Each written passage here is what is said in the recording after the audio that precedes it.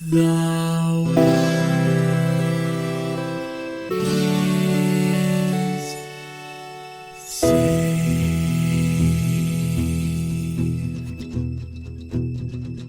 The living room's dark, save for light being cast from the big TV screen and the imminent sunrise that's teasing the one starry sky with whispers of morning. Hey, George. Hey, Lions, how's it going? It's going too good. I don't know how to. What is the verbal way to get the number 2 into a sentence when it's like an exponent? It's too extreme. Yes, I will take that. It puts the 2 and the X in the wrong order, but It does. language is hard. Yeah, it's extreme. No, I'm losing it. It's getting worse. Nope. Dude, what did we play? We played Mega Man X Carrot 2. Is carrot actually, is that like a colloquial term or is that actually the correct term? I did not even consider that it could not be correct until you said that just now. Oh God. You know? Yeah, no, I mean, I was just like, that's what it's called. It's carrot. Yeah, no, Yeah. carrot. Yes, it has always been a carrot, and we will Yep. never speak of this again. Yeah, because I remember the one time I didn't call it a carrot, they beat me with sticks. They didn't give you any carrots. No, just No, sticks. Just sticks. I did not feel incentivized. So I wanted to say this at the top, and let me know if you do not feel similarly. But we have played games in a series before, right? Like we played a sequel, and then that sequel, right? Like this is because a lot of the games we have wanted to review because they were nostalgic for us were parts of famous series. I feel that this game is uniquely positioned to be frustratingly compared constantly to both its predecessor and its successor, not the least of which because that is why we played this game. So I am going to try not to go to that well more than I strictly have to. And I say more than I strictly have to because when I was organizing my notes, I was like, a lot of references to X1 and X3 in here. Because the trajectory argument was like so core to why we chose this game specifically. So I'm going to try not to be like whingy about it, but I don't see a good way to avoid it. Yeah, because to me it's kind of critical. So for those of you who haven't seen our Mega Man X or Mega Man X3 episodes, go check them out. It's required reading. We'll wait.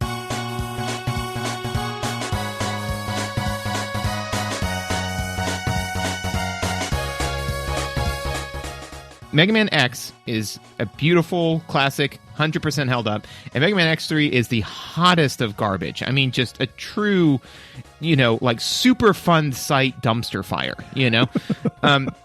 So what I really wanted to know is this one, like The Dark Knight, or is this one Too Fast, Too Furious, And I've never seen the Fast and Furious franchise, so I don't know if it's a good one or a bad one. But anyways, is this? There are like it was 10 of them now.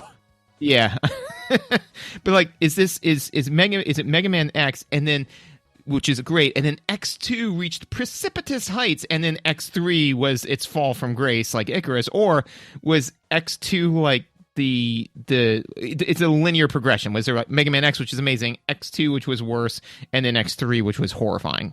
Yeah. Or is this God a forbid 10, it was 10-5-0 situation or like an 8-10-0 situation? Yeah. Or God forbid that like it's Mega Man X is great, Mega Man X2 is the worst one, and then they got better with X3, which technically was possible, Yeah, and I hate to admit it, but until you just said that out loud, it did not occur to me that was possible because we were so profoundly disappointed in X3 that I kind of went in assuming either this is as good as X or it's a little worse than X, but not it's worse than X3.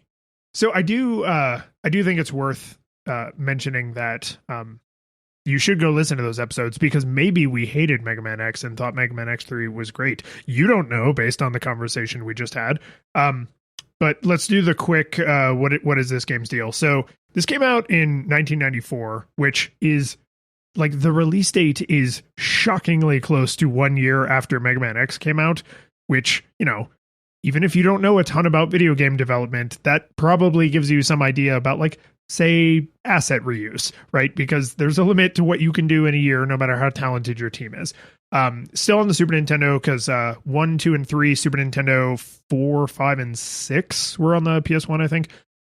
But I mean, it's exactly what you would expect from a Mega Man game. If you have somehow never heard of a Mega Man game, it's a 2D platformer where you jump and shoot. You jump and shoot all 8 Maverick robots, because they're not robot masters in this one, right? They are Mavericks. Yep.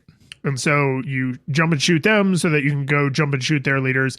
And I guess you're trying to save the world for Reploids. But I think at this point in history, like, aren't all the humans gone? Like, isn't humanity like dead or mostly dead? No, I feel like there were still. I mean, the X series, the narrative, it's one of those that very quickly became Kojima-esque in my mind. Yeah, spirals out of control. Yeah, because like Mega Man X, it was, there's Sigma, and Sigma's evil, and he's trying to destroy the world or take over the world, right? Doing big, was it BBEG stuff, right? Big bad evil guy stuff. Yeah. Right.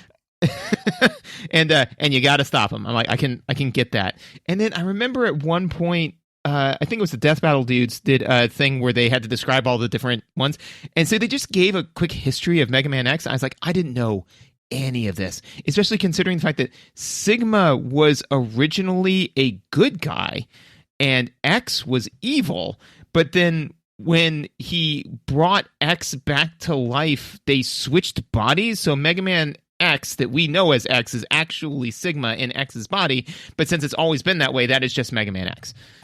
I've never heard any of the things you're saying, but like, yeah, I know that the lore in this universe spirals out of control. So like, yeah, probably. Right. You looked visibly more tired. You suffered a level of exhaustion as I was going through that. I could see it hit you. Yeah. No, I can feel the blood pooling into the bags under my eyes. So what was your nostalgia experience for X2? Because we both played a lot of X. I think you played X3 quite a bit more than I did, but what was it for this one? I did. I have never played this game before. So this was one where was a first timer. It was a first timer, yeah.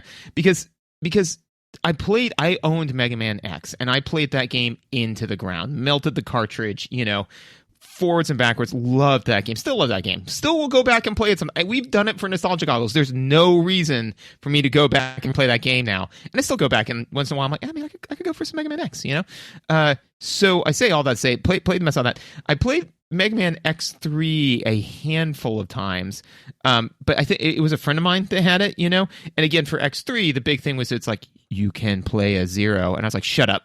I'm in. Like, let's do it, And it wasn't until we went back and played it, and I was like, what is this? This is terrible. And no amount of Zero could save this, and Zero can save anything.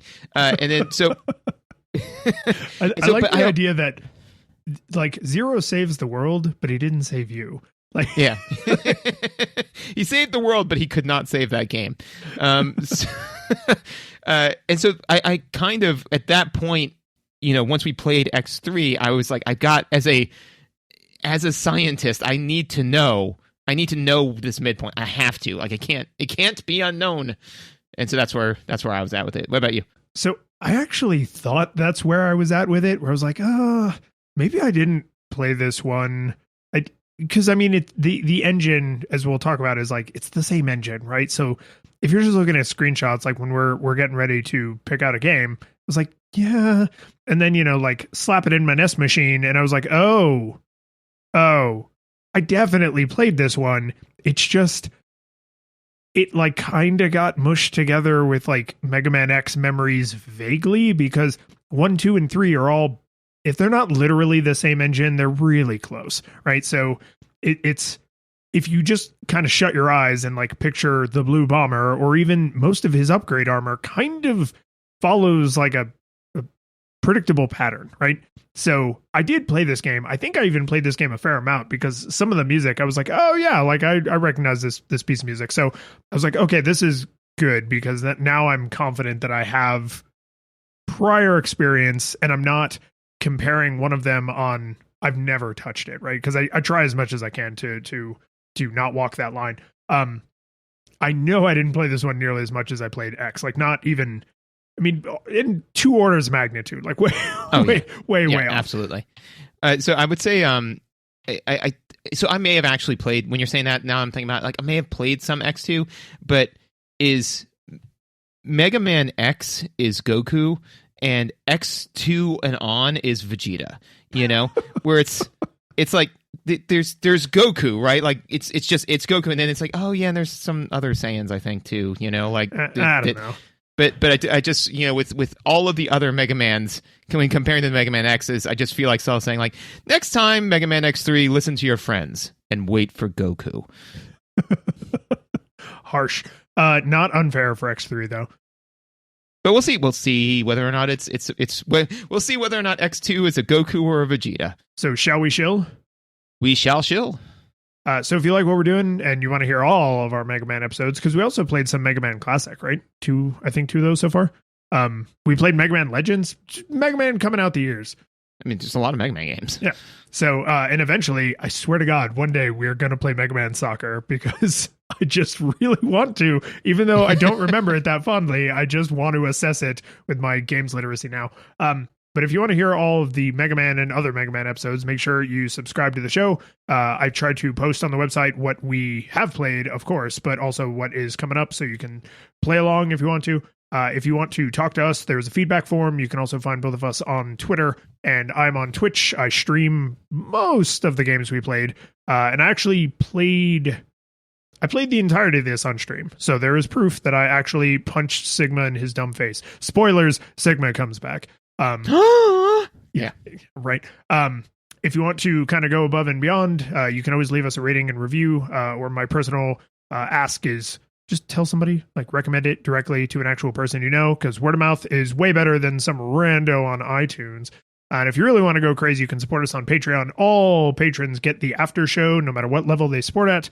But if you support at one of the higher tiers, you can get your name shouted out at the beginning of each episode, like our 8-Bit Classics, Jacob, wielder of the S Slicer, Yarno, wielder of the S Chain, Kevin, shooter of the S Wheel. I don't know. They did not have a lot of characters on screen, so there's a lot of abbreviations. John, wielder of B Splash. That one sounds vile. Yeah.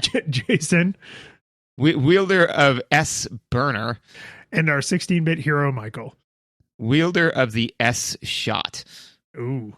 There's a lot of S's, man. Sonic, Slicer, Strike, Chain, Spin, Wheel, Speed, Burner, and Silk Shot. Yeah. And what's weird, too, is someone had to decide which one of the words they were going to abbreviate, because it's not always the first word. Sometimes it's letter dot word, and I think one or two of them are word and then letter dot. So it's just like, I don't know, man. Like, it's a Super Nintendo. You knew you were only going to be able to get like 8 characters up there. Give them shorter names. Honestly, I think probably somebody threw this in there and said, I don't know, somebody will fix this later. They're going out like that. They didn't. Oh my. You used version 7, right, John? No, I only got version 1. Oh, well, this will be fun. Whoops. It was the 90s. Good thing we still print manuals for everything. All right, let's talk about the audio visuals. Dude, it looks exactly like Mega Man X. Like, that's we and Mega Man X looks great. Yeah, we got to say that off the top. Is like, I think some of the sprites that are in multiple games are tweaked a tiny bit, but like, generally speaking, you could flash a screenshot of this in front of somebody and it would be really hard to tell the difference unless you knew exactly what you were looking at. Yeah, no, I could not agree more. The game, it's gorgeous. Mega Man X was gorgeous, and again, games of this era, I think of from the SNES, they have something going for them, because this is before the uncanny valley of low poly 3D, right? Where basically they knew how to make sprites now, so they and Capcom knows how to make sprites, and so they just again, this game side by side with Mega Man X2, X3, they all look exactly the same, which I think is interesting because the visual style is so one-to-one.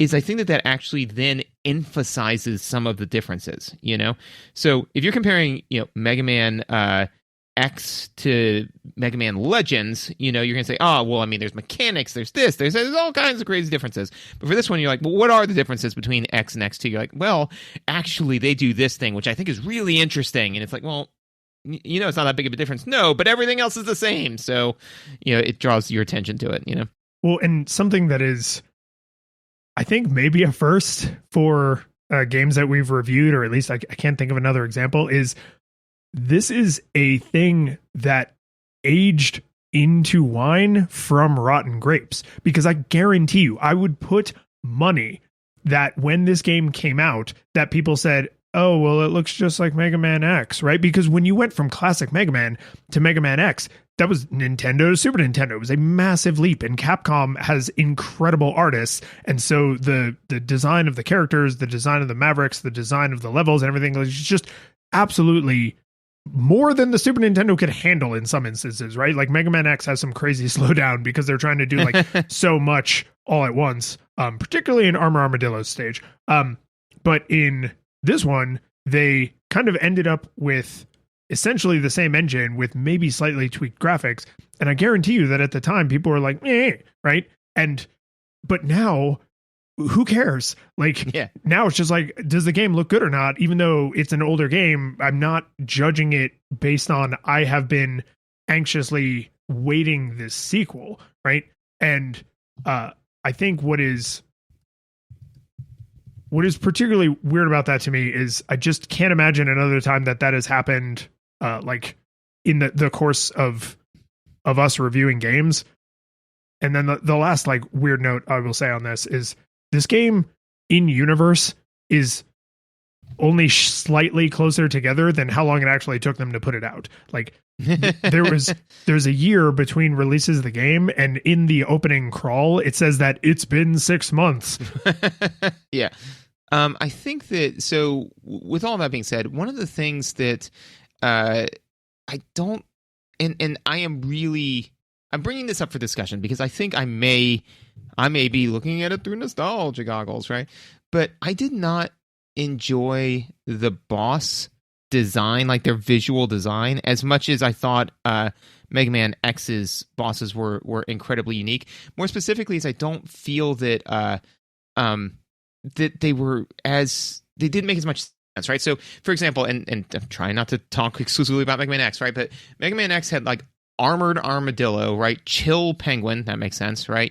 Launch Octopus, right? Sting Chameleon, Storm Eagle, right? All of those kind of make sense, right?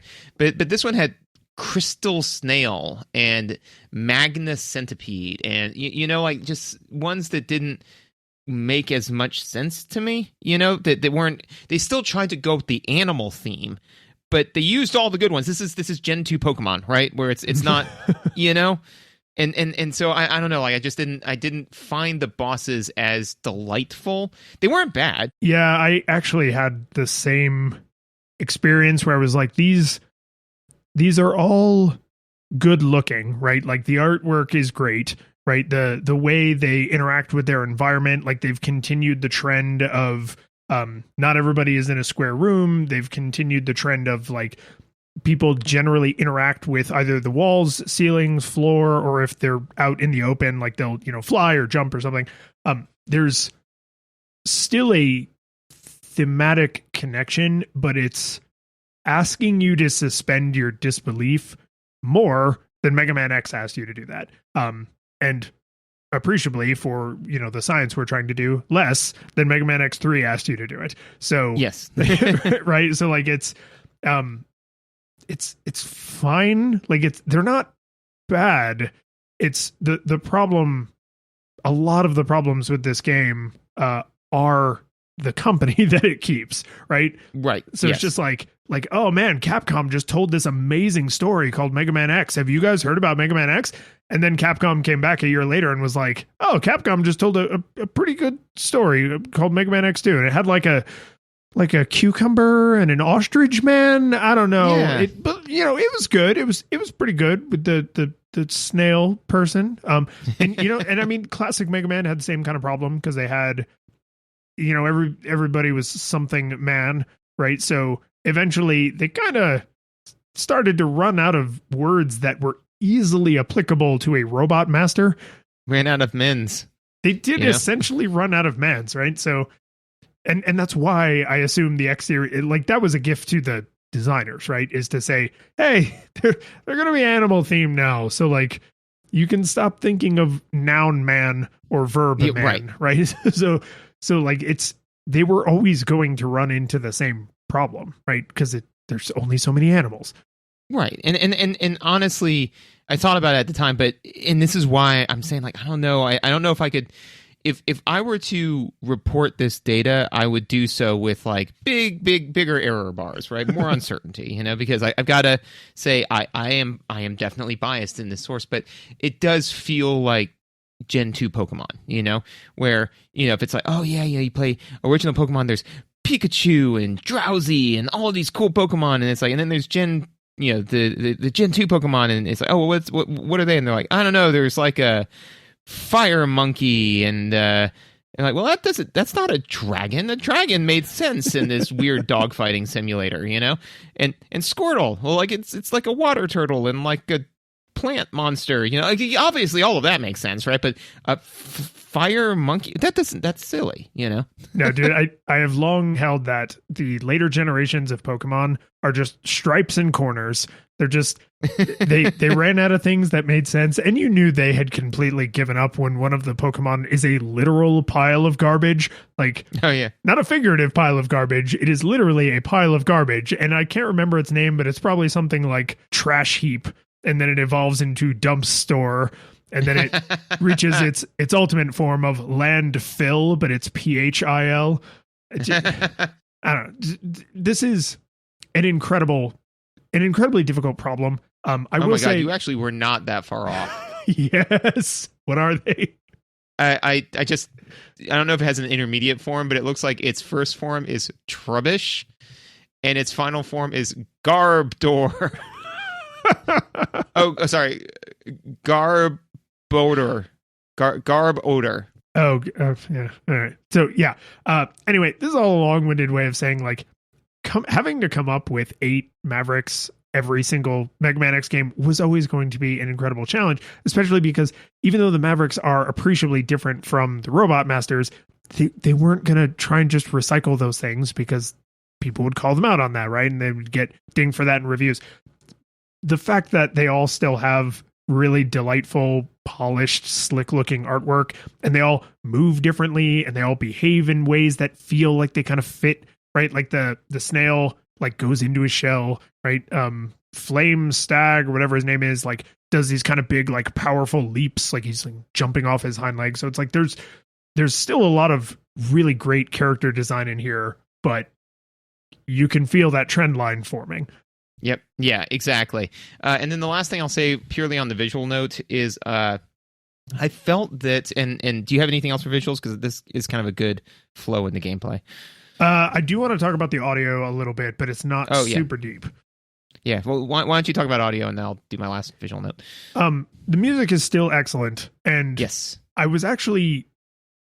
I did something that came as close to research as I think I would be comfortable admitting into a microphone, which is I listened to the entire Mega Man X2 soundtrack, and then I went back and listened to the entire Mega Man X soundtrack, and then I went back and listened to the entire Mega Man X2 soundtrack again in because the whole soundtrack's only like 45 minutes. So I did this like in an afternoon, and I was like, okay, here is what I'm willing to say confidently.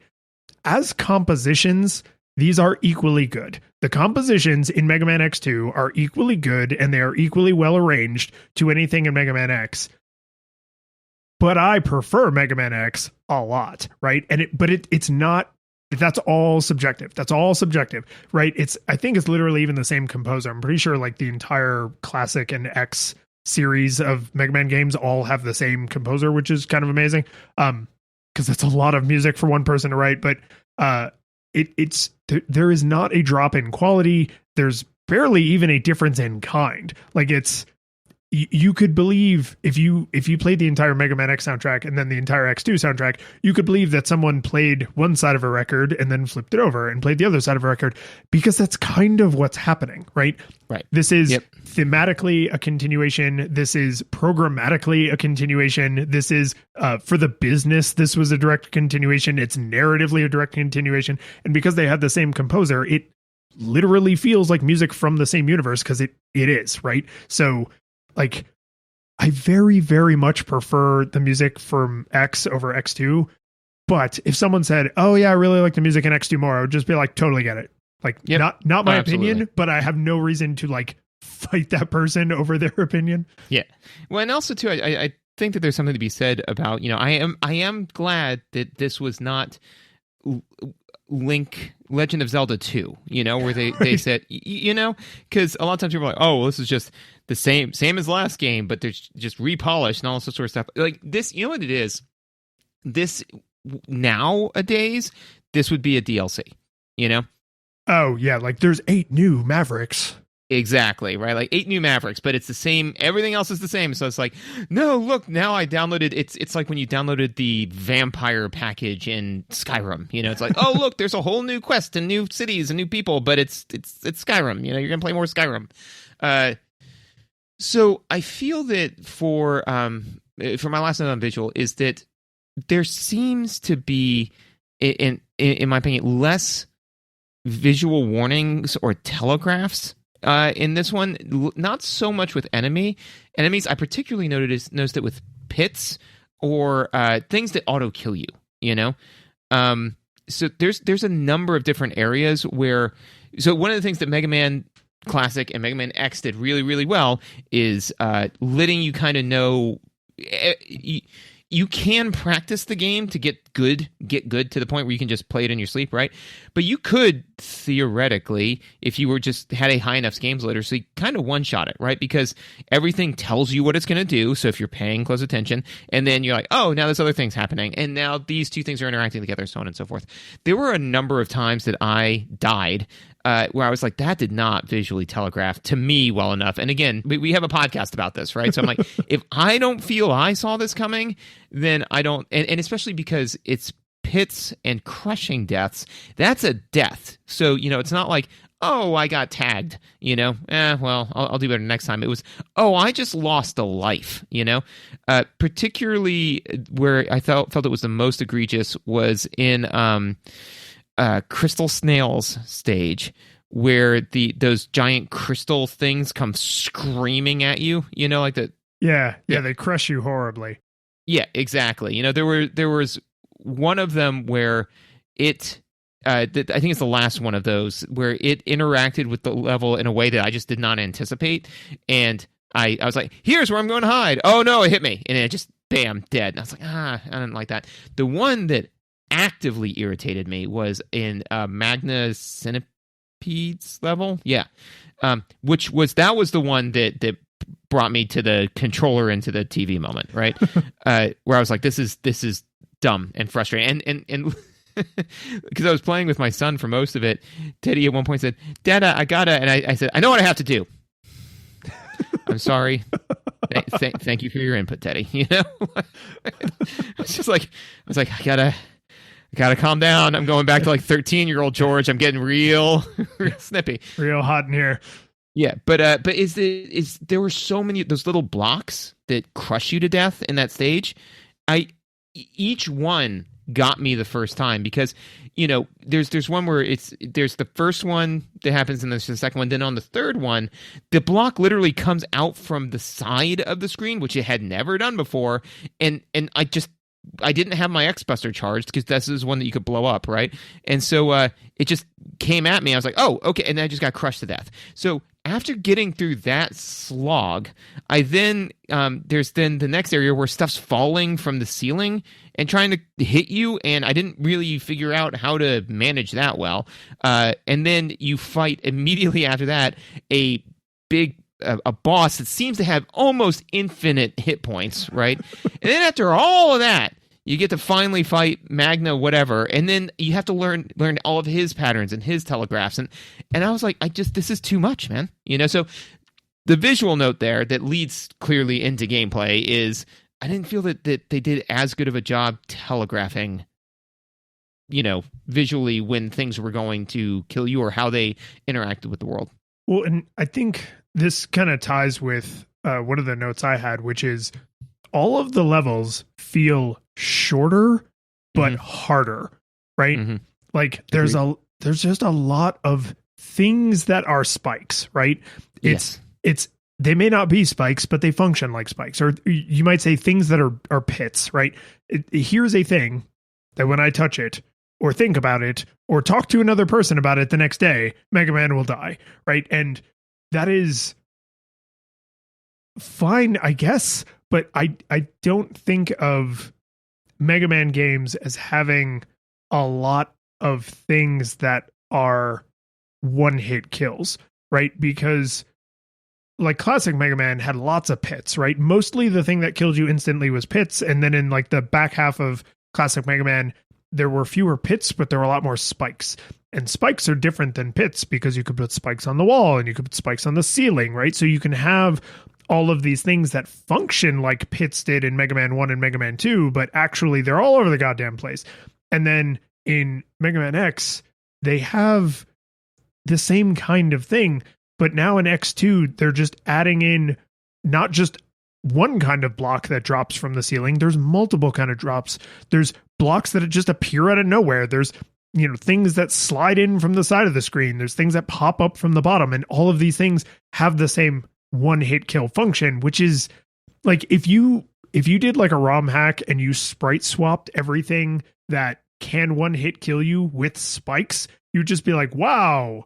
It's a lot of things. Yeah. It's like a Super Meat Boy level. Like everything is made of spikes. Yeah. And that's why do I even have hit points? Yes, exactly.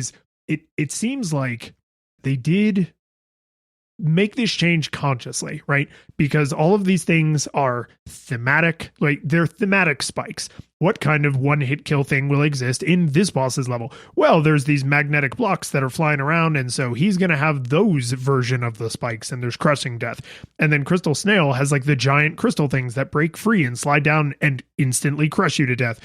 But I don't think that they made the change completely haphazardly, because they do have what I'm pretty confident are much smaller levels. So like each level is more compact and far more deadly. And personally, I don't care for that, because you have health. And now getting the armor upgrade, getting the E-tanks or the sub-tanks, E-tanks as Mega Man Classic, getting the sub-tanks, getting the extra heart containers, like sort of doesn't matter when the world is made of spikes. Yes, I agree. And actually, this kind of is my biggest note that I want to say now, because it kind of is the thread that I'm going to hit, which is I think that you're correct. I think that the levels are shorter and they are way harder, because I think that they changed which main, and I don't know if they did this consciously. I think that they did make the conscious choice of we're going to make the game harder, so therefore the levels have to be shorter. But I think that I don't know if they made this, what I'm about to say, this consciously, which is they are moving from the core aesthetic of discovery to challenge. That's it, and that's what they're doing, right? So before it was discovery, game as uncharted territory. Mega Man X is about exploring these worlds, right? And all of cool, weird stuff they had to offer, right? This game is about, hey, there's not much world to explore. Each of the worlds, they're different, but really what we're looking at is, can you beat this obstacle course, right? And so when we're trying to draw in the through line, X3 is almost all challenge, no exploration, right? And Mega Man X was mostly, in my opinion, mostly exploration. The game wasn't like incredibly difficult, but you got to see, oh man, there's this new enemy, and how's this one moving? Oh, I can jump up the walls, and so that shift is what I think is happening here. Well, the way this manifested for me, because I'm with you 100%, and the way I'm sort of picturing it in my head is like, if you have a long skinny rectangle, right, and you're imagining like this is the map, right? I've drawn it out on graph paper, and there aren't really a ton of branching paths. The levels in Mega Man X3 take a similar amount of space and squish it way down. So now there's a ton of branching paths, and most of them lead to the same damn place. So it's like you can get from point A to point B in 2 or 3 different ways, but like why? Right? It's not like oh, one of them avoids a mini boss, or oh, one of them has the extra pickup. It's like, no, the mini boss is still required, and the extra pickup is still like hidden behind a destructible obstacle, right? Like there's a lot of needless meandering in Mega Man X3 that I remember being very frustrated by, because I was like, the world just feels vacant, because it's like I can still only see a single screen at a time. But until I have charted out, oh, all roads lead to Rome, then everything just feels endless until you realize it's not endless, it's pointless. In Mega Man X, I feel there's like a really nihilistic line of just like life, right? It's not endless, just pointless. I don't believe that, but I was like, man, I got to say that out loud. Sorry, continue. But it's in there. Yeah. In Mega Man X, I feel like the levels are still fairly linear, right? The way Mega Man Classic levels are. Mega Man Classic levels are like 100% linear. Mega Man X levels are like 92% linear. Like they're very linear. But the way they make the exploration feel like you care about it is because going one screen up instead of going directly to the right is how you get the armor, or it's how you get a sub tank, or it's how you get the heart container. So because in Mega Man Classic, like Mega Man is always Mega Man, like you start with the full health, right? I don't remember which game they introduced the E-tanks in, but like they're usually somewhere on the beaten path. And the question is just, how do you obtain it? Mega Man X said, first you got to find it, then you got to figure out how to obtain it. But we're going to make you suck ass at the beginning of the game so that you are incentivized to go find these things, because you want to not suck, right? You want to be more powerful. You want your full Mega Man X-ness. And that's all in there narratively, right? Like Dr. Light is like, hey, I couldn't make you cool to start with, but like now you're ready for it. And in Mega Man X3, it's the same like locks and keys, but the way they're scattered feels like pointless and frustrating. And I feel like this game basically decouples the things you find in the level from how you obtain them, because now I need to do the super complicated platforming challenge where if I make a single mistake, I die because everything is made out of spikes, to get this heart tank, not because it will help me with the spikes, but because I need it to help me with the boss, right? Right. So you now have a bigger gulf, because there was always a gulf, but there's now an even bigger gulf where what you're doing in the level and what you do to defeat a Maverick are sort of not the same skill set, right? Because you have tools that you can bring to bear on the Mavericks that don't really help you in the levels. And that even carries through to like the sub weapons, and the way you power up the sub weapons in this one don't really feel like they're just they're the keys that unlock dead Mavericks. They don't help you explore. They don't really help you navigate. Like some of them do, but it's less than X, right? And the next 3 is even less than that. And it's just, it creates this weird divide that I didn't really like. It's not so bad here that it ruins the game, but again, you can see the trend starting. You can see the direction. That's so agreed completely. Like that's the thing, is that you can see where it's you know what it is. It's like Ocarina of Time, where you can see some of the choices that they made there, where you're like they then leaned into this later, you know, like this wasn't game breaking here. It was fine. One of my notes that and when I realized this, that's when it clicked for me, is that getting the power-ups in Mega Man X was about exploration. And again, it's been years since we've reviewed it now, and I'm episode 7. Yeah. We should. I still say at some point we should go back and re-review the game, you know, and just see now that we've been doing this for 5 years, how do we think we did the first time, right? Anyways, I say all of that to say, so in Mega Man X, right, is that getting the cool stuff was about being observant and exploring the world, right? You know, so for example, I remember getting the armor upgrade. You had to realize, like, there's this big giant wall that goes somewhere. It's just a giant wall, you know, and you're like, but I can get on that wall. What if does that go somewhere? And then you follow up and you're like, oh my God, it does go somewhere. This is so cool, you know? And so anywhere where there was is there something up there? You know, like that thought, then there typically was, right? Here, there's tons of times where I was like, oh, hey, there's an open area up here. I wonder if no, 95% of the time, no. But that was actually one of my greatest frustrations is some of those dead ends have dumb secrets, and I'll finish what you were saying, because otherwise I'm going to just burst into tears. Yeah. So I say that to say that this one, most of the special stuff was hidden by Twitch-based reflexes challenges, you know? So the one that came to mind was the one for Wheelgator, where there's a heart tank in front of, like, there's it's up in an area that it's difficult to get to, and there's a wall of spikes, so you can't just climb up it, right? And it's a wall of spikes, so if you screw this up, you die, so you only get 3 shots at it, and then you got to get through half the level again to put in another quarter, right? But the way you get it is that you need to use Flame Stag. Yeah. His thing, which charged, shoots you ahead, and then you air dash, and then that allows you to bridge the gulf. But even doing it that way, you have to time it perfectly, to the point where I saw that, and I was like, I wonder, and I did the thing, and I was like, oh, I think that, first I just did the air dash, and I was like, maybe that's it. No, that won't get me there. Not even close. I was like, okay. And then when I finally got his ability and was able to charge, I was like, oh, this is it. This gives me a good linear motion. This must be what I have to use. So I went back into the stage, and I did it, and I died. And I did it again, and died again. And I did it a third time, and died again. Then I went and looked it up, honestly, to be like, how do I get this? And they're like, no, you're doing it right. And I was like, well, I would have given up. I would have just said, oh, well, I must still not have the thing that I need, the key that I need to open this lock, right? And but no, I was doing it right. It's just you had to get the reflexes on it just right. And then in X3, it's all that. Like, it's just that all the way down. Everything is a frustrating, challenge-based mess, And so, yeah, so it was interesting to see that. I'm like, oh, here's where they started to say, people are into, like, the challenge of this game, right? It's like, no, that's not why we were playing it. Not even a little.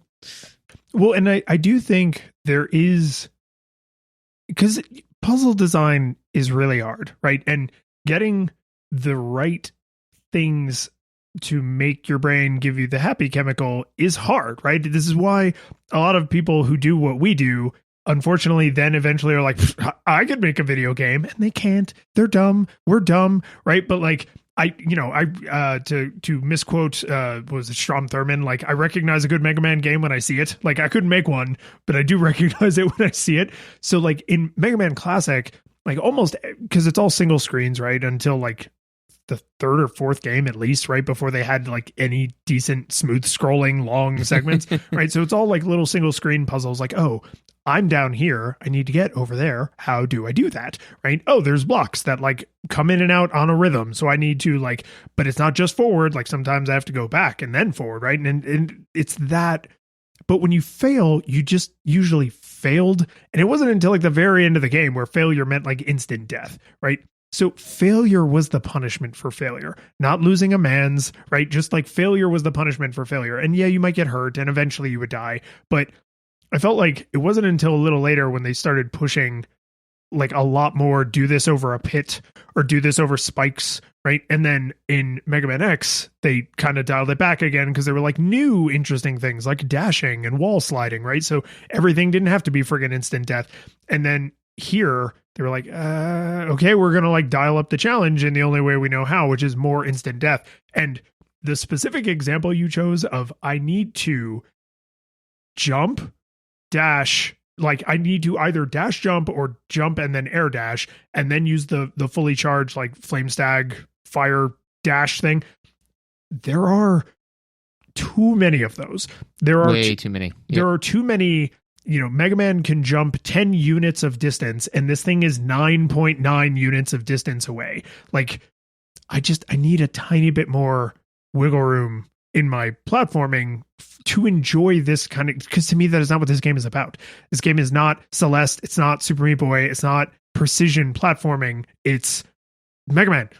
Well, the cycle time doesn't support precision platforming because with the 2 games you just listed, Super Meat Boy and Celeste, they both have lightning fast cycle times, right? So and that's the thing, is that most of the time when you are going for some of these, and to be fair, just getting through the levels is generally manageable, right? But that's not the fun with Mega Man X. Like the fun with Mega Man X is finding all of the stuff because and you're never going to be strong enough to be successful if you just get through the level. Right. Like you can get, I got through all but one of the Robot Masters with just the upgraded like armor and stuff, not with any heart tanks, anything like that, right? But then I hit a wall, like I hit a skill wall, and I was like, okay, well I'm going to go do now. I'm going to go find all of these other things, just like in Link to the Past. I'd be like, I'm going to go find some heart containers. I'm going to go find some heart containers, get all that sort of stuff, And that was a unmitigated nightmare. The other one, like that I realize that is a great example of it is I forget, I think it's an Ostrich, Overdrive Ostrich's stage where or maybe it's, no, I take it back, it's Flame Stack, doesn't really matter. There's a point where you go up an area and the lava is just like following you, right? Mm-hmm. And one of those, as you're going up, there's a heart container, right? And you got to go get it, but this whole thing is that, like, if you try to go get it, then the lava can eclipse you.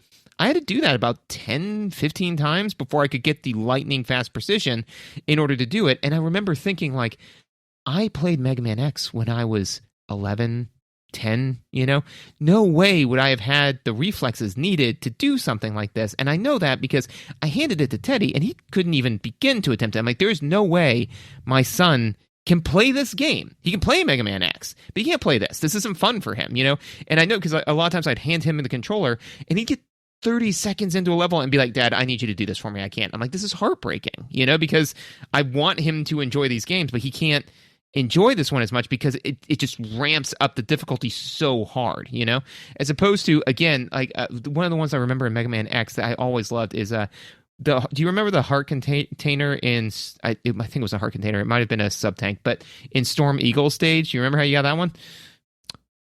Is that the one you have to flame blast through the tank? Man. Yeah. And you know what? That's a good fucking puzzle design. And you know how I know it? Is because you knew what I was talking about, right? The puzzle itself is memorable, right? Yeah. Because you feel, because what the thing about a puzzle is the aha moment, it's where you put the pieces together and you only have yourself to blame. But that's the thing, is that, like, you feel awesome, you're like, yeah, I saw a flammable thing, and you're like, oh wait, what if I use this? Yes, and then you do it, and then it works, and you're like, there's no, because I mean, you're coming from old school Mega Man, you're like, there's no way that they thought this through, and then they did, and you feel smart, and you think that they're smart, and we all just like do the boardroom thing where we all smile and shake hands, and like, but this game is just not that. So I literally said while I was playing this on stream, I was like, oh, eventually I'll get the fire power up that I have to use to explode something, and I'll get the jumpy power up that I used to jump somewhere I couldn't jump to before, and I'll get the whatever, because my brain was just thinking, like, there will be challenges that are obvious what a solution could be, but that I won't have the tools to solve it, right? And so it's like, if you walk into a room and you see like a boulder sitting, and there's like two old-fashioned scales, and there's like a bunch of bricks piled on one end of the scale, it's like, oh, I need to put the boulder on and then move some bricks around and get it to like balance out, and then the clock hands will spin around, and then you'll get a gem that you use to open the door to go into the police station, right? Like, it's you should be able to look at it and at least imagine a solution, right? Even if it's like, oh, actually it turns out you get a pickaxe that lets you chop the boulder into pieces, and then you can make the boulder weight match the brick weight, right? And it's like, I didn't know that because I didn't know there was a pickaxe before. But then the puzzle should be unattemptable or virtually like immediate feedback, right? Like, oh, you try to move the boulder, but it's way too heavy. And then the character says something like, maybe if I had a sledgehammer, I could break it into pieces. But a lot of the things in this are just like, I don't know, can I make that jump? Maybe. And then when you fail, it's not like, oh, there's no way I could have made that jump. There is one spot, I think it's to get a heart tank in Snail McSnails stage, where you have to make an insane jump, where you have to like stack multiple things together. Like, you have to get the armor suit and like use the hover and then jump and then air dash and then use the like claw grip subweapon to like grip onto the wall. So it's like, but that's like 3 screens worth of scrolling. When you go down into that pit and you see that there is obviously something to the left, but it's several entire screen widths away, it's like, what tools do I need to get over there? Mega Man can see it because he's looking down that hallway, but I'm looking at him from the side. So I don't even know when to come back here and attempt this, because I don't know what I'm attempting to do, right? So like, you see something that has flammable written on the side of it, and your brain goes, didn't I just get a weapon that starts fires? and then you go back and you do it. And if I remember correctly, don't you have to do that like kind of while you're wall sliding, right? Yeah. So there is a little bit of be good at the controls, but it's mostly the puzzle. It's mostly you have these two things and you're like, starts fires, can be set on fire, and you put those two pieces together and you feel great. But in what could potentially be an infinite pit that I only knew I could jump across because I knew that that pit was traversable. Like I, the player, knew that was a thing I could do because I had done it before. It's like, that's not good puzzle design. If the solution to the puzzle is I remember being told the solution to the puzzle. Right. Yeah. I remember somebody else. Yeah. And eventually you just follow that back and it was the designer told a person and then it just like, but yeah, I mean, there's one in the underwater stage, Bubble Crab, Bubble Crab's level. So his heart container, I looked at that because after the whatever Wheelgator one, I was like, I'm not spending time doing this because again, I don't. To your point, right? Is that the feedback is actually. You are more likely to get feedback that you have not found the proper solution, right? To use your analogy, is it would be like, oh, okay, how do I move this boulder? And it's like, oh, I've got a pickaxe. But you can only use the pickaxe on the boulder if you hit it, if you click on the boulder at the exact right spot, right? So you click on the boulder 3 or 4 times, you're like, I guess I can't use this here. And then you spend hours looking for another way to solve the puzzle. And it's like, no, you just got to click like right here. And I would be furious, right? So in that one, as I said, like, okay, I can see kind of where it is. And I tried it 3 or 4 times to get up there. And I was like, I can't do this. And more importantly is I've seen what Twitch reflexes they're expecting me to have, and I don't care to have them. So what I did, and this leads to the next thing, which is nice, and I don't know if this was like intentional, but just like with all Mega Mans, there's a password system. And so I absolutely used the cheat code, went online and said, give me all the stuff. All of it. And that's never great when you're not using the cheat code of, hey, give me a super jump that no one could ever have, like in Mario, right? I want to be able to jump for miles just to see what that's like. Or I want to always be Fireflower Mario, or I want to always be Sledgehammer Mario because, oh my God, that's so cool, right? You know, when it's, give me the thing that makes it so I don't have to play your game. Give me that power up, right? Well, you know? And to be fair, because it is a number-based password system, the method for saving your progress and the method for cheating are the same. They're the same thing, right? It's like if someone said, oh, hey, go, use the internet to look up how to solve this math equation. And you're like, but I could also just type the equation into the internet and the internet will return the answer. And it's like, no. I want you to learn how to do the math. And it's like, I like the way my thing sounded. I was actually taking a test recently where one of the questions because like it was I wanted to learn and understand the material, but one of the questions was, what is the name of this particular thing? And I'm like, why are you even asking? It doesn't matter. Here's the concept. I understand the concept. I'm not a child. Yeah, but it was like, which act of Congress did thing A? Like, what's the name of the act? I'm like, who cares? Here's the thing that the act did. Like, here are the rights we now have because of it, which is what you want me to know. Does it matter? But I literally because I was sitting at my computer out of frustration, I just highlighted the question, right-clicked, and said, search Google for this, and said, here's the answer. I'm like, you see, you don't want me doing this. This is not... This is not a waste of everyone's time, right? So that's the thing is that I to your point, right? It was with the password system, right? Is I'm like, it just, again, when I was like plugging it in, I'm frustrated, muttering to myself, I'm like, stupid game, dumb, because I was just frustrated with getting the power ups. And again, like I did enjoy playing parts of this, right? But I was just like, it hit me as I'm like, the joy of this game and the joy of Mega Man X was going in and finding all of these things. There was joy to be had in this. And now it's like, I am literally putting in a code to skip a huge chunk of this game because I don't want to play it. Like, I don't want you before is you gave me this beautiful steak dinner, right? And just a little bit of peas that I don't like, right? And now I went back to the same restaurant. I thought I ordered the same thing, and now it's like half of it's peas, and the steak's much smaller. And I'm like, well, I wanted the steak though. Like that's why I came here, you know. And then with Mega Man X3, there's like it's like a pile of peas, and there's a single cutlet of steak shoved somewhere in the center that you got to eat your way to. So we have, I think, justifiably been talking about like where this game falls in what we believe is the trajectory that the X series took, right? Mm-hmm. I want to ask you if this thing makes sense to you the way it made sense to me. I was looking at the level design, and I was looking at the Maverick design, and I was looking at the story, and I was like, I don't think you could have realistically played this game and said, oh, obviously X3 is going to be dumb because it's going to be worse in these ways. And then X4 will be dumb and worse, and 5. And they're going to get dumb and worse on this obvious linear scale because you can just see, you can see the hill that the quality is sliding down.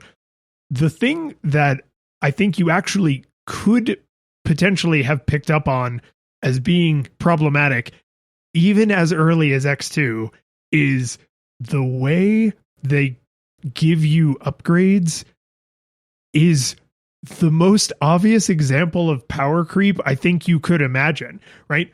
So in Mega Man X, you can't do anything. You suck. You're regular ass Mega Man, right? You can't dash. You don't have the armor. You don't have fancy helmet. You only have like the weak, wimpy, powered up Mega Buster, right? You can only charge it up 1 level. And then you get the sub weapons, you get the hard tanks, you get sub tanks, but you also get the armor, which makes you take less damage. You get the helmet, which changes how you interact with the world because there's some like the bricks you can break through, and you get the boots, which are mandatory. You literally, unless you use a password that subverts getting them, it is impossible to not get them because they're on the required path. Now, I say all that to say, when Mega Man X2 starts, you can dash right away. So what happens when you get the boots? Now you can dash in the air, and right away, you already know there's like 8 Mega Man classics at this point, right? So you're looking at this and you're thinking, okay, there's going to be a Mega Man X3. That means in that game, I will also be able to dash, and I'll be able to air dash, and I'll have to be able to do some other thing, right? And with the X Buster in Mega Man X, you have the lemons, and then you have the green powered up shot. And then when you get the upgraded X Buster, you can shoot the big... You do have the blue shot. Yeah, you do have the blue shot. Sorry. So you have the half charge, the full charge, and then you get the supercharge, right? And you can also power up your sub weapons. In this, you get the double shot, and then you can also power up your weapons, right? So it's like you have the big shot from the start, just like you had the dash from the start. And so there's just these obvious examples of scope creep where it's like, right, so every game I'm going to have more lemons, like bigger lemons, and then I'm going to have to upgrade to even bigger lemons. And I'm going to have more mobility tools, and then I'm going to have to upgrade to even more mobility tools. And each one of those things, like the dash, going from dashing on the ground to dashing in the air is like, that makes a pretty big difference, but it's not an insurmountable difference from a level design perspective. But then in X3, you get the vertical dash, right? I think the scope creep would have given away the trajectory problem. Like, oh no, these are going to pull us further and further away from what was good. Yeah, and I feel like for me that this kind of falls into the, again, like the Ocarina of Time thing, where it's like, now that you see where the series has gone, you can see like, this is where, so for instance, in Legend of Zelda, I think that in my humble opinion, as much as I love Ocarina of Time, and I do, Link to the Past is the best one, right? You know, like it's the best, most holistic game, right? Better than Breath of the Wild? Yeah, I think so, honestly. Okay. And it's nice in its simplicity because it is, you know, like it I'd say that Breath of the Wild is probably second to that, right? It's I think so. I think that it does a good job, Mary. Anyways, I'm not here to review that game. We can do that later. You almost got me, son of a bitch. Anyways, yeah. So, but with Ocarina of Time, I loved that game. It was an absolute blast. But then if you take Skyward Sword, and you do the same exercise, you say Link to the Past, Ocarina of Time, Skyward Sword, you're like, oh, I see some of the decisions they made here, where they're like, oh, we're going to put the player on rails a little bit. Now a little bit more. Now all it is just, a hallway simulator, right? The same thing here, whereas I don't think that playing X2 directly after Mega Man, what I probably would have thought is, man, X2 is harder than Mega Man X, and that would have been my main takeaway. And I probably would have gone back and played more of Mega Man X, because that's not why I wanted to play this series for the super hard difficulty. Also, too, this one is, in my opinion, one of the ones where, man, the plot started to go off the rails. And again, narrative is not why you play a Mega Man game. It's just, I have a note in here about the lore, and I realized I also took levels of exhaustion just typing that word in, because I was like, this is a Mega Man game. Like, why do I even have to care about this? And granted, it doesn't take up a lot of your time, right? It's not like you're watching multi-hour long Kojima style cutscenes, but the X Hunters, when you kill them and they're like, the prophecy of the one who would destroy Mega Man X, and it's like, no, please don't do this. Please don't do this. Stop it. Please don't bring mysticism into don't give the robots robot Jesus to pray to. Like, I don't want this. And maybe, it's great, and the later Mega Man X games have just the most compelling story ever, but I bet they don't. Well, and also you're not there for the narrative. I'm not playing Mario for the brilliant psychological thriller and interplay between Mario and Bowser, right? Bowser's bad. He's doing bad things. Mario's good. He does good things, like strip people of their free will and enter into their body and make them do things, Yeah. Right? That's what heroes do? Like a hero, yes.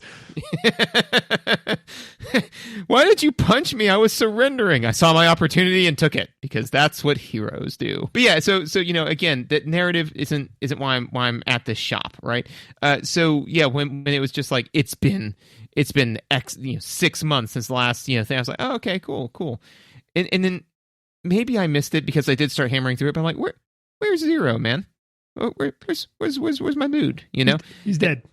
Yeah, he's dead because he died. Yeah, so he died in, because I couldn't remember, because he died in the first one. He dies saving you from Vile. Right, and then you got his Buster, right? But I was like, man, if you're gonna spend a whole lot of time on lore, like, bring Zero back. And they kind of do with like his body part pieces, but that doesn't really, I don't know. Like I said, like, to me, just having the 3 mini boss people talking back and forth, and I was like, I don't need to do, just put me into a stage, let me fight this. And then if you want to do a thing, then you could be like, oh, there's this new big bad, but then it was Sigma the whole time. It'd be like, whoa, but whatever. They do, you get a tiny reward, but it's not, it sort of expects you to play the game more than once. So if you don't get the Zero parts, then when you go to fight Sigma, there's an extra boss, and it's Evil Zero. And if you do get the Zero parts, then when you go to fight Sigma, Evil Zero is still there, but Real Zero comes in and kills him, and you don't have to fight that boss.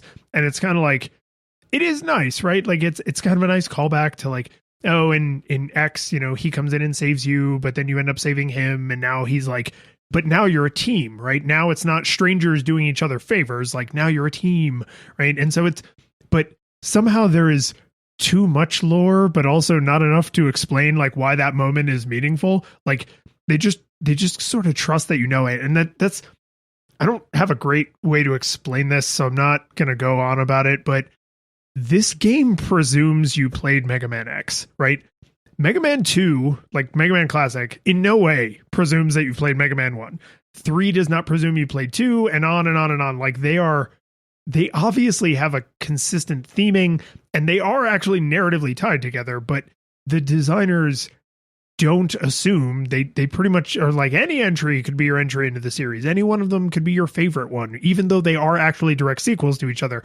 This one is a direct sequel. There is a story that they explain to you, and it's not a ton. It's more than it should be, but it's not like it's hours and hours. But there are things about how the world works, how you interact with the world, what the characters do, why this person's good, why that thing is bad, that they sort of just either expect you to take on faith, or they expect you to know because you played Mega Man X. up to and including one of the weirdest game design things I noticed. The intro stage, super short. They teach you everything once, right? And it's because they're not teaching you. It's a refresher course. It's a review, yeah. So actually, here's what I think they should have done, right? I have decided now, because I could make a better game, because I've done this a million times. Yeah, so totally. easy. It's super easy. Now, is and I think that this actually would address your scope creep thing as well, which is, you know what this game would have been absolutely ripe for and feels now like such a missed opportunity? An abilities, you know? Like, start with everything that you ended the game with, all the armor upgrades, all the cool stuff, right? And then go through the first stage with all your cool stuff, right? And then if you want me to care about the big bad, then let me go up against the big bad and have him take all of my toys away. Because then screw that guy forever. And also terrifying that he was able to rip all of this away from me, right? You know? And so like it would be really cool too. And this may be a design thing where it would have been too much, but I really don't think so, because they're reusing so many assets, right? It's like, actually let me start off the game with all of the old cool stuff that I got from all of the old Mavericks, you know, and my full armor, and then the guy stops you after you fight the boss, right? And he like holds you up, and then it shows like all of these special abilities get like ripped out of you and then destroyed forever, and you're like, whoa, what the hell just happened, right? And he pulls all of your armor off, and he's just kind of like, and then throws you away. He's like, I'm not even going to bother. You'll just die, right? And then something happens, and now you're in it, right? But I'd be like, yeah, and then you go and get the armor upgrades again, right? And then you get to play the whole game again, like that would have been cool, man. I actually love literally everything you just said, and, and I would like to subscribe to your newsletter. Can we make this game? Can we just make that game? Like, take Mega Man X2, just add that one scene in there. Well, I mean, and that would not even stop you from having scope creep still be an option if you wanted it, because he took away the boots, so now you have to get different boots because those boots are gone. He took away Armor Armadillo's thing, and now you have to go defeat the other Mavericks to get their powers because Armor Armadillo has already been defeated. He's gone.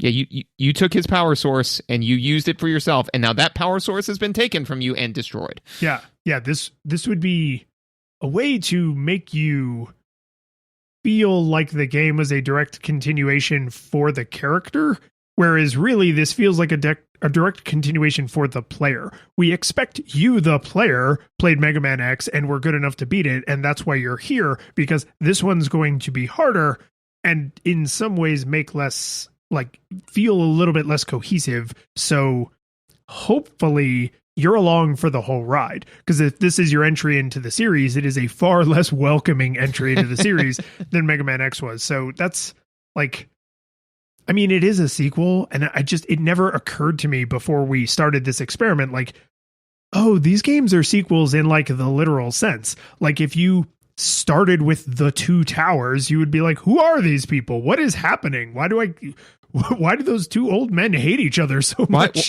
Why is this guy calling himself Gandalf the White? Like, I should care. Like, what does that even mean? Yes. Right. So it's like, Mega Man Classic, to the best of my recollection, does not have this problem, right?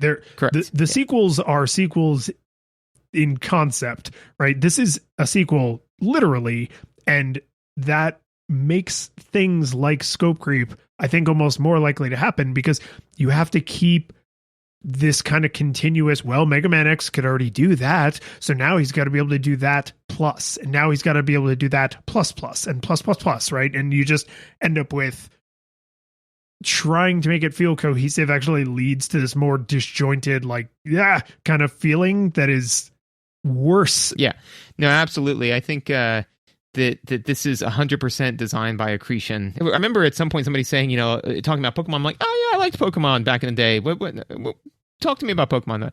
Oh, well, the cool thing now is that when you get these two different types of Pokemon, they're different genders, so you can breed them together. Now, when you breed them together, they can do this, and then they do this other thing. And I'm like, whoa. He's like, but then there's the shiny Pokemon. Now, the thing with shiny Pokemon is that I'm like, I can't. What is happening? And so, but the thing is that like each one of these things was introduce, like, this is the new hotness with this version of the game, is it has this mechanic, and it's mechanic on top of mechanic on top of mechanic, to the point where now if you jump into Mega Man X6, if you jump into the newest Pokemon, you're like, I cannot play this game. You know, you have to go play the other ones.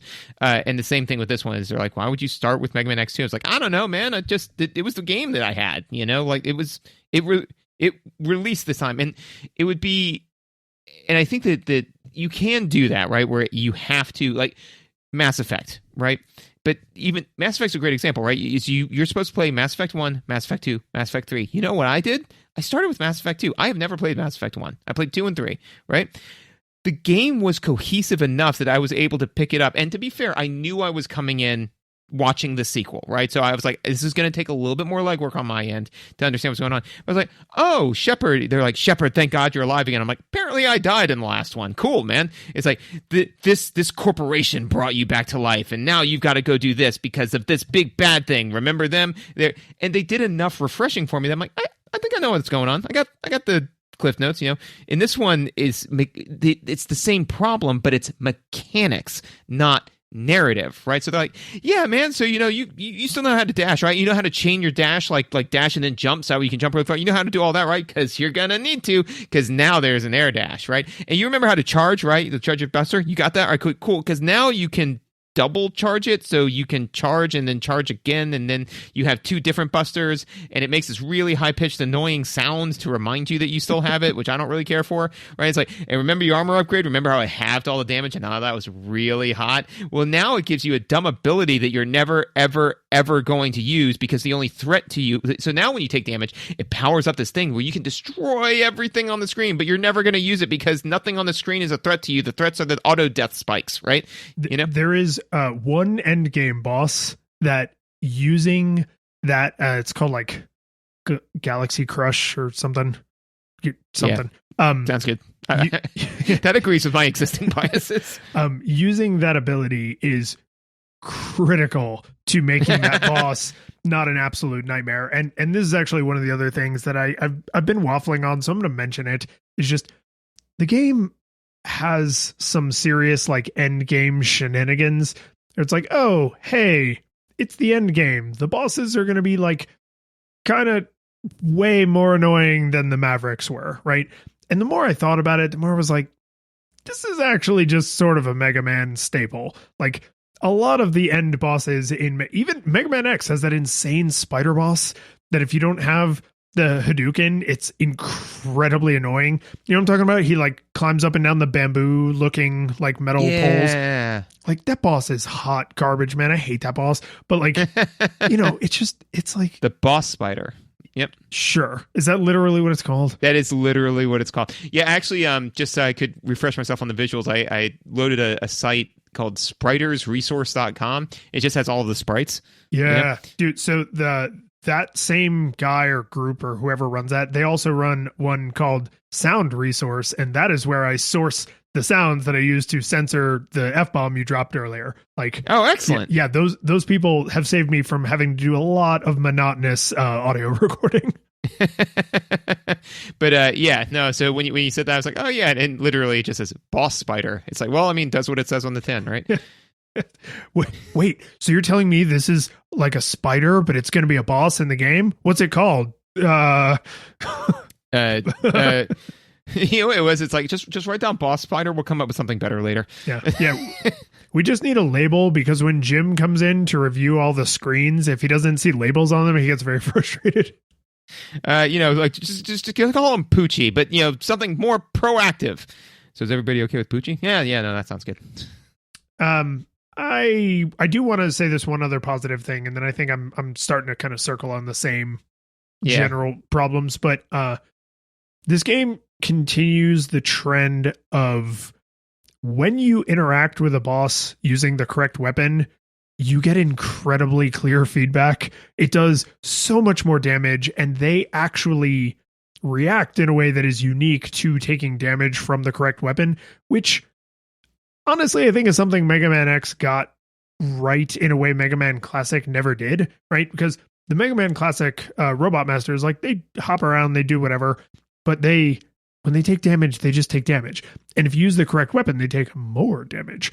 But in starting with Mega Man X, and they continued this in X2, and I think they did it in X3, but just not as like polished and nice, is when you shoot like the crystal snail with the correct weapon, it actually knocks him out of his shell, right? And then you can into you sometimes, which was frustrating. Yeah, but... it is kind of a little bit, but like while he's going back into his shell, sometimes you can actually get another shot off because he is 100% focused on getting back into his shell, right? So there's those little things, which are sometimes huge, like screen filling, character animations, but like those things showing, hey, this was different. Nothing else made this happen. Take note of that. It doesn't just fill the mechanical niche of like, I have the right, lock that will open this door. It also gives you that much more satisfying, the world is cohesive, and because the world is cohesive, different things get different reactions, and that makes me feel like, not quite like I solved a puzzle, but like I'm using the right tool for the job, right? Like, yes, I can pound this screw into the wall using a hammer, but doesn't feel as appropriate as using a screwdriver and, drilling a pilot hole and then, putting the screw in. So I really appreciated that they not only maintained that, but I think did it to like a similar level of polish as X. Mm-hmm. Yeah, I would agree with co-sign all of that. Yeah, I would agree with all that. I think that it's really nice and cool to see that. I feel like, and I may be wrong, but I feel that in the original one, I think that they did it a little bit more in this one, because I remember in the original one in Mega Man X, when you used Boomer Kuwanger's thing on Flame Mammoth, his trunk falls off. Yeah. which was really cool. I remember though the other ones, they did take more damage, but I don't think that they had like a limb falls off or they change color or something like that. It would stagger them harder, I think. But that's the thing, is they don't just take damage; they also get knocked out of their pattern, or if they're a climbing maverick, it'll knock them down from the thing they're climbing on. So there's usually some sort of significant change. I feel like the one with Flame Mammoth is actually mostly cosmetic and doesn't actually change the way he behaves that much, but it's like still just feels awesome, so it's fine. Well, and that's the thing, is that I think that for this one they did more of that, which is fine.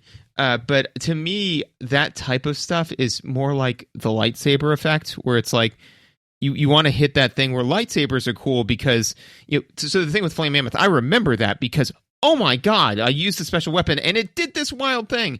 If everyone does it, then it's just a part of the game, So just the same thing where lightsabers in episode 4, 5, and 6 are like, whoa, lightsabers. And then in episode 2, you're like, are we at a rave party? Like, there's just lightsabers everywhere, And I don't think that, don't mishear. I don't think that Mega Man X2 is episode 2, right? From where it's a rave party. I don't think it's that bad, right? But I do think that, and so I felt that it was enjoyable in this one, but also, too, though, with a lot of the bosses, is I felt that having the correct weapon was kind of non-optional, because super mandatory. Yeah, because their patterns are so frustrating or quick or difficult to manage or whatever, that if you don't have the right thing, then they're kind of unbeatable, So, anyways, but yeah, no, and that's pretty much all I've. Oh, the one other throwaway note I had was, man, you got to remap the controls on this. You've got to. It's important, Like you need to set. X had the same problem. It did, right? Yeah, but I mean, you got to remap dash to R1 because. Oh, dude, are you an R dash person? I'm an L dash person. Really? I mean, that makes sense. You're left-handed, I hadn't thought of it that way. I want my movement stuff over here. And my shooty stuff is over here.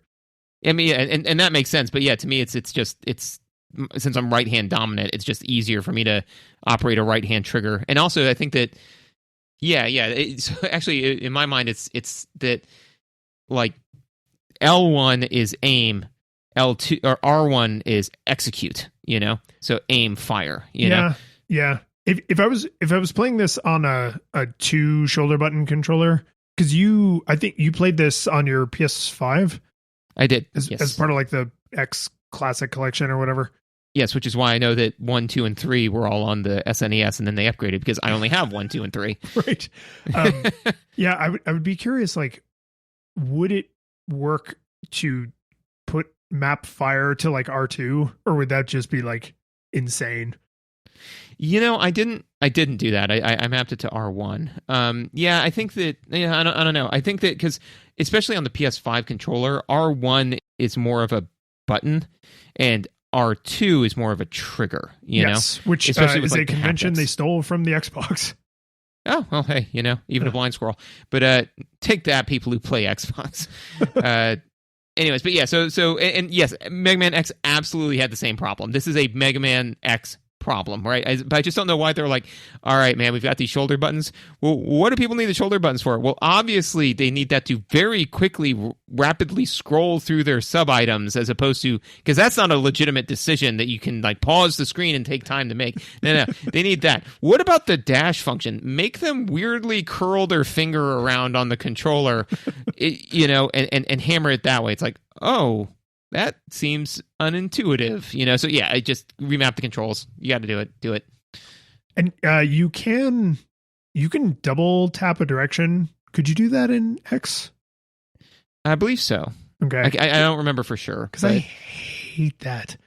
That is not an acceptable way to dash, in my opinion.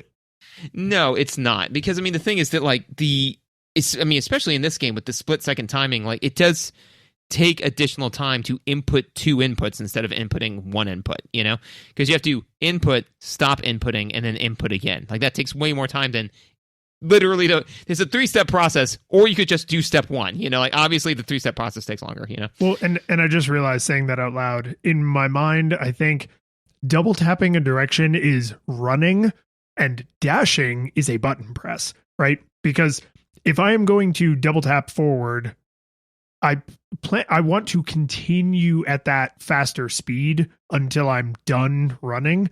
Whereas dashing, especially in Mega Man X2, is like, that is a decision you make to solve a specific problem, right? I need to get over this chasm, and I can only do that by dashing. So I have to initiate the dash and then jump at the right time, right? Or I need to jump between this like narrow column or row of spikes.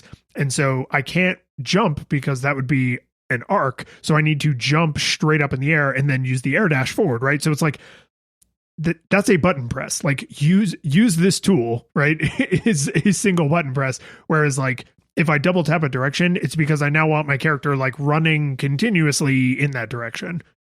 And also that's one thing too that I realized, because I got so used to pressing R3 to run in video games, it's pretty standard convention, until I started playing Overwatch, and I realized I should just always be running. I should press a button to not be running, And in games where running costs stamina, that makes sense because you don't want to always be burning stamina. But, I'm like, yeah, the times when I don't want to be running are way fewer. So just have me by default run, and then let me press circle to crouch, and now I can just, walk at a slower pace or whatever. But anyways. So what do you think, man? Dude, no nostalgia goggles required. Like it's a good game. Like it is a respectable entry in the series. The scope creep problems that are coming are not here yet.